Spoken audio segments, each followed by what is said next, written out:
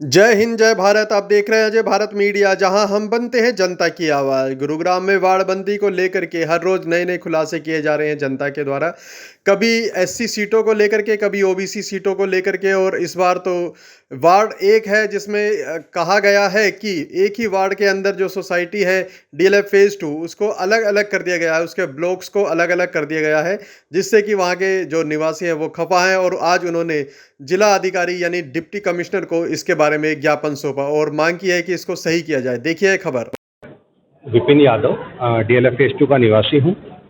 अभी 26 तारीख को नोटिफिकेशन आया है हरियाणा गवर्नमेंट की तरफ से कि वार्ड डिवीज़न का। उस वार्ड डिवीज़न में एक बड़ा ब्लंडर हुआ है। हमारी जो एक छोटी सी कॉलोनी, एक छोटा सा परिवार डीएलएफ फेज 2 का, उसको 2 भागों में डिवाइड कर दिया गया है। अब मेरा ये कहना है, हमारी आरडब्ल्यू एक है, हमारे छोटे छोटे जो काम है वो, हमारे बूस्टिंग स्टेशन एक है, वार्ड नंबर 2 में बूस्टिंग स्टेशन पड़ेगा, वार्ड नंबर 1 में पानी जाएगा। वो छोटी छोटी बातें जो बहुत मुश्किल हो जाएगी। और आज की जो सिचुएशन है, जब हम देखते हैं जो सैनिटेशन का इशू है, जो पानी का इशू है, ये आने वाले समय में बहुत बुरा हो सकता है। हम चाहते हैं कि अगर हम यूनाइट रहेंगे तो एटलीस्ट जो भी काउंसलर बने हम उसको अपना काम बता सकते हैं, उससे अपना काम करवा सकते हैं। देखो जी, समस्या बड़ी सिंपल सी है। हम एक परिवार हैं, मैं खुद एक संयुक्त परिवार में रहने वाला व्यक्ति हूँ। मुझे इतना समझ में आता है कि जब परिवार एक रहता है तो किसी भी समस्या का समाधान बड़ी आसानी से कर सकता है। और अब जो ये वार्ड डिवीज़न हुआ है, आई डोंट नो उसके पीछे क्या रीज़न है, क्यों है, पर एक बात पक्की है कि इससे हमारे परिवार को डिवाइड किया जा रहा है। जो बेसिक चीज़ें जो आसानी से हो सकती हैं, हमें उनको करने में भी समस्या आने वाली है आने वाले समय में, वो ठीक नहीं है। आज हमारे यहाँ 3 अथॉरिटीज़ हैं। एक डीएलएफ है, डीएलएफ के पास अलग रेस्पॉन्सिबिलिटीज़ है। एक हमारे पास एमसीजी है। अब समझ में नहीं आता कभी कभी तो किसको बोलें और क्या बोलें। आज की सिचुएशन में जब हमारे पास डीएलएफ का ही काउंसलर तब भी समस्याएं हैं, तो इमेजिन कीजिए कि आज हमारे एक छोटे से फेस को डिवाइड करके 2 भागों में डिवाइड कर दिया गया। हम बेसिक चीज़ों के लिए रोने लगेंगे। परिवार का जो मुखिया है, जैसे कहा जाए, उसका मुखिया हमारे लिए मुख्यमंत्री है, सरकार है। सरकार ऐसे क्यों कर रही है कि परिवार को अलग कर रही है?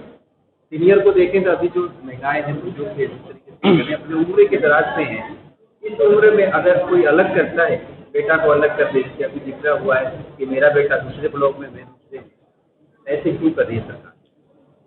देखिए, कभी कभी क्या होता है कि जब 4 बर्तन होते हैं तो खड़क भी जाते हैं। और परिवार के मुखिया तक हर बात जैसी है वैसी ही पहुँचे ज़रूरी नहीं है कभी कभी। तो आज जब हम आए हैं, ये बात पहुंचाने के लिए आए हैं, अपने परिवार के मुखिया को, माननीय मनोहर लाल खट्टर जी को ये सूचना करने आए हैं कि हमारे साथ कुछ गलत हो रहा है, कृपया हमारा साथ दीजिए। और आज हमारा एक जो छोटा सा परिवार, हम बहुत छोटे छोटे चीज़ें, होली, दिवाली सब एक साथ मिलकर सेलिब्रेट करते हैं। हमारे यहाँ पानी के जो बूस्टर लगे हुए हैं वो एल ब्लॉक में और पी ब्लॉक में लगे हुए हैं। अब सोच के देखिए, वो आएगा वार्ड नंबर 2 में, पानी जाएगा जे और क्यू में, जो आएगा वार्ड नंबर 1 में। अब वार्ड नंबर 2 का काउंसलर अगर अच्छा है तो सबसे पहला उसका फर्ज बनता है कि अपने लोगों को पानी दे। अब वो अपने लोगों को पानी देगा या जे और क्यू ब्लॉक को देगा? आप क्यों डिवाइड कर रहे हो भैया? हमें कोई फर्क नहीं पड़ता। आप डीएलएफ फेज 2 को वार्ड नंबर 1 में रखें, वार्ड नंबर 2 में रखें, वार्ड नंबर 20 में रखें, हमें कोई फर्क नहीं पड़ता। जहाँ भी रखें हमें एक रहने दें, हमें डिवाइड ना करें।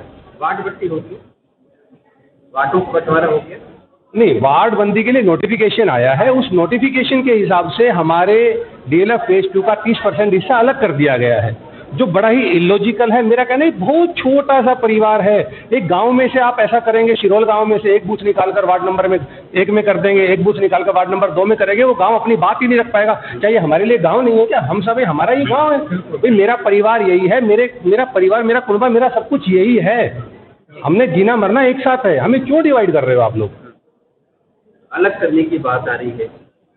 जो मुखिया है उन्होंने सोच लिया है कि परिवार को मैं अलग करूंगा। जिस तरह से आप देखा जाए कि राम लक्ष्मण को अलग कर दिया गया, तो देखा थी क्या इसमें भी कोई राजनीतिक एक सुरेखा है जो अलग करने की कोशिश कर रही है? देखिए, एक बात पक्की है कि वो जो ऊपर बैठा है ना, उसे सारी बात अपने आप पता नहीं चलेगी। वो हम और आप बताएंगे। एक समस्या है, हम उन तक पहुंचाएंगे और मुझे पूरी उम्मीद है वो उसका समाधान भी करेंगे।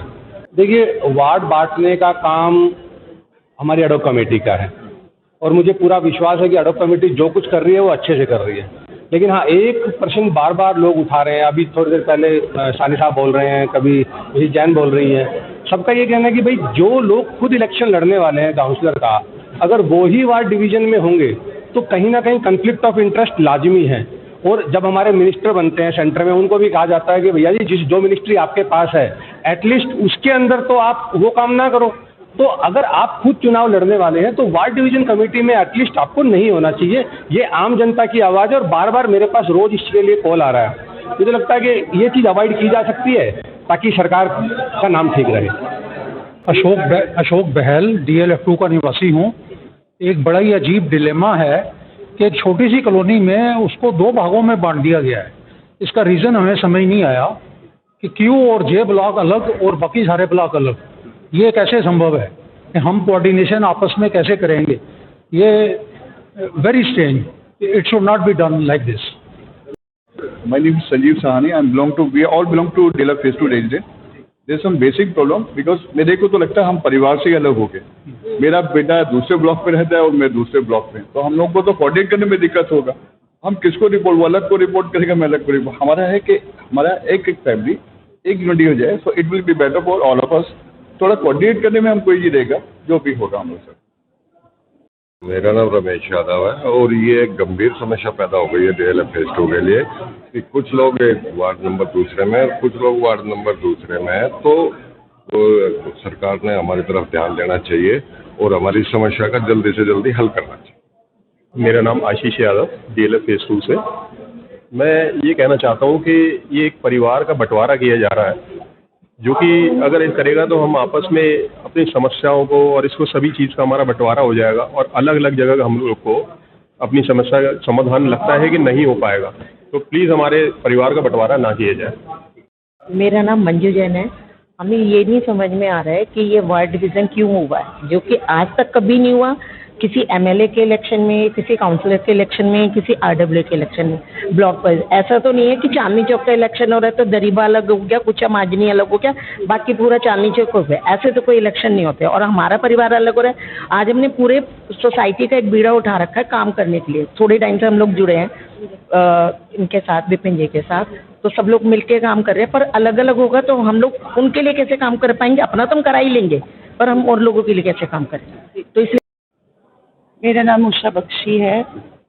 मैं पिछले 33 साल से DLF Phase 2 में रह रही हूँ। 33 साल में मैंने कभी ऐसा अजूबा नहीं सुना। ये पहली बार है कि ये वार्ड को या जिसको भी है अभी ये डिवीज़न हो रही है। तो ये डिवीज़न क्यों हो रही है और किसने करवाई है? We would like to know a logical answer to this, क्योंकि हमें समझना है कि ये आपका मुद्दा क्या है इसमें। क्या ये मुद्दा दो परिवार को अलग करने का है या कुछ सोशल वर्क करने का है? काउंसलर ये करेगा कि वो डिवाइड और रूल खेलेगा या वो काम करेगा?